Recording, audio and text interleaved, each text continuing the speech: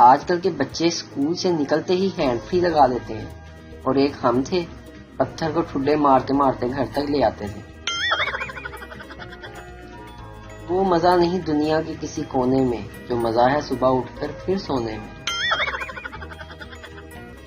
ہماری زندگی میں کچھ لوگ ایسے بھی رہ چکے ہوتے ہیں جو گدھے پر بھی سوار ہونے کے لائق نہیں ہوتے، اور ہم ان کو ذہن پر سوار کر لیتے ہیں۔ شہروں اور دیہاتوں میں ایک بڑا فرق یہ بھی ہوتا ہے کہ شہروں کے مرد بھی عورت نما، جبکہ دیہاتی عورتیں بھی مرد نما ہوتی ہیں۔ یہ کوفتہ آخر کس نے ایجاد کیا ہے؟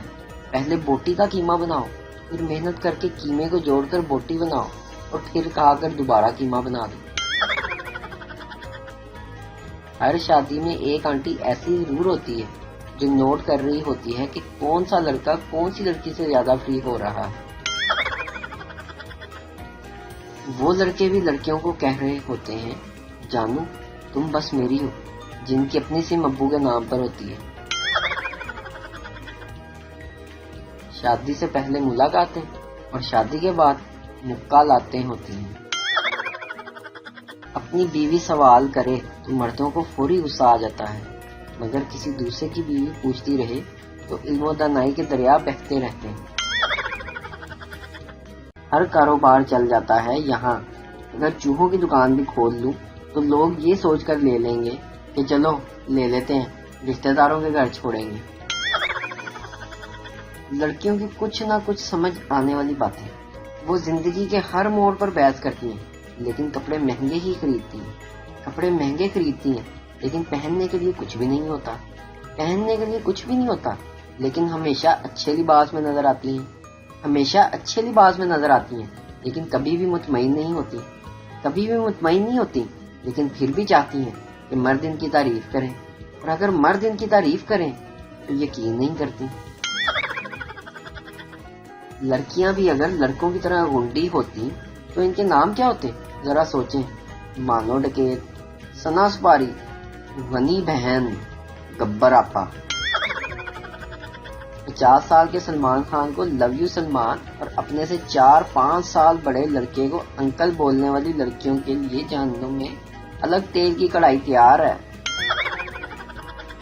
ڈینگی مچھر نے پیغام دیا، اب تو بھائی میری کوئی قدر ہی نہیں رہی، سارے اس طرف ہی لگ گئے ہیں۔ ایک پٹھان گاؤں سے ایک بیمار مرغی بیچنے کے لیے بازار گیا تو بازار میں ایک پنجابی نے پٹھان سے کہا، اس مرغی کا سر کیوں نیچے ہے، بیمار تو نہیں ہے؟ پٹھان بولا، گاؤں کی مرغی ہے، نئی نئی شہر میں آئی ہے تو اسی لیے شرما رہی ہے۔ استاد پپو سے، پپو بیٹا یہ بتاؤ کہ یہ خوش فہمی کیا ہوتی ہے؟ تو پپو بولا، سر آپ کو مس ارم بلا رہی ہیں۔ استاد نے فوراً پلٹ کر دیکھا تو کوئی بھی نہیں تھا۔ پپو، سر یہی خوش فہمی تھی۔ بابا جی فرماتے ہیں کہ زندگی میں اگر بہت پریشان ہو تو ایک لمبی سی رسی لو اور ایک درخت پر باندھ لو۔ نانا کاکا خودکشی نہیں کرنی، وچ ایک پھٹی پاؤ، اینگ بناؤ، جھولے شولے لو، انجوائے کرو، دنیا دے تے رولے مکنے ہی نہیں۔ ایک پٹھان مچھردانی لگا کر سو رہا تھا کہ اچانک باہر سے اسے ایک جگنو آتا ہوا نظر آیا۔ پٹھان بولا، یا خدا ہم کو بچا، یہ ظالم مچھر کا بچہ تو آج ہمارے کو ٹارچ لے کر ڈھونڈ رہا ہے۔ رشوت کو اردو میں ہمارے سرکاری بزرگ چائے پانی کہتے ہیں۔ وڈی تحقیق کے مطابق کیک رس کے ساتھ چائے نہ پیا کریں کیونکہ ساری چائے تو رس پی جاتے ہیں۔ پٹھان سے کسی نے پوچھا، اگر آپ کی شان میں کوئی گستاخی کرے تو آپ اسے معاف کر دیں گے؟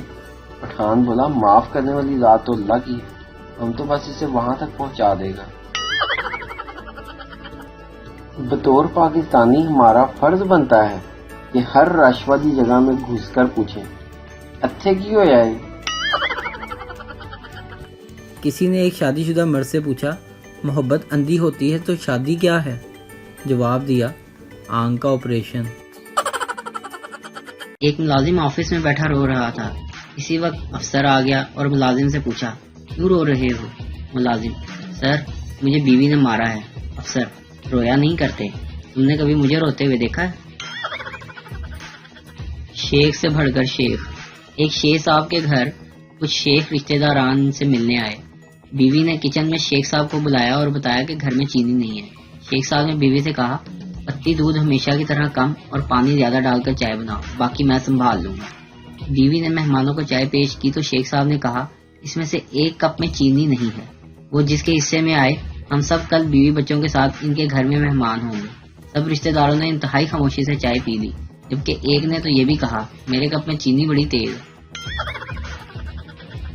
بچے کو ماں سے بڑی مار پڑی، وہ بہت رویا۔ تب آپ آفس سے گھر آیا تو بچے کا موڈ خراب دیکھ کر پوچھا، بیٹا کیا ہوا ہے؟ بچہ: بس اب میں تمہاری بیوی کے ساتھ نہیں رہ سکتا، مجھے اپنی بیوی چاہیے۔ رات کے 3 بجے تھے۔ کھٹکے سے روبینہ کی آنکھ کھل گئی۔ دیکھا تو چہرہ چھپائے پستولیں تانے 4 ڈاکو کھڑے تھے۔ روبینہ کے شوہر کو انہوں نے باندھ دیا اور بچوں کو ڈرائنگ روم میں بند کر دیا۔ الماریوں کی تلاشی کے بعد کافی زیورات ملے اور خاصا کیش بھی۔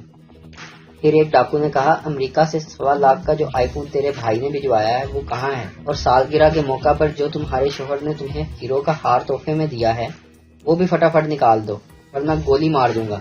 روبینہ نے پوچھا، لیکن بھائی آپ کو یہ سب کیسے پتا؟ ڈاکو: ارے ہم تمہارے فیس بک فرینڈز جو ہیں۔ میاں اپنی بیوی سے: سبزی میں نمک نہیں ہے بیوی۔ وہ کیا ہے نا، سبزی تھوڑی جل گئی تھی۔ میاں: سبزی میں نمک کیوں نہیں ڈالا؟ بیوی بڑے بھولے پن سے بولی، وہ کیا ہے نا، ہم خاندانی لوگ ہیں، جلے پر نمک نہیں چھڑکتے۔ بڑی بڑی چولیں ماری لیکن کبھی اپنے نام کے ساتھ شہزادی، ڈول، پری وغیرہ نہیں لکھا، ایک شہزادی سی لڑکی نے بتایا۔ نیشنل میڈیسن آف پاکستان: پیٹ درد، بد ہضمی، دل گھبرا رہا ہے، 7 اپ پیجیے۔ جو لڑکیاں چاہتی ہیں کہ شادی کے بعد بھی گھر کا سارا کام ان کی ساس ہی کرے، تو ایسی لڑکیوں کو چاہیے کہ وہ اپنے گھر میں کام کرنے والی ماسی کے بیٹے سے شادی کر لیں۔ بھاڑ میں جائے سیوک اور KFC، آؤ تمہاری بائک پہ گول گپے کھانے چلیں۔ دنیا میں سب سے مختصر فون پر بات میاں بیوی کے درمیان ہوتی ہے۔ اپنی پرانی تصاویر کو دیکھ کر مرد اپنے بالوں کو یاد کرتے ہیں اور خواتین اپنی کمر کو۔ بابا جی کہتے ہیں کہ شیمپو میں بادام اس لیے ڈالے جاتے ہیں تاکہ بالوں کو یاد رہے کہ انہوں نے ٹوٹنا نہیں۔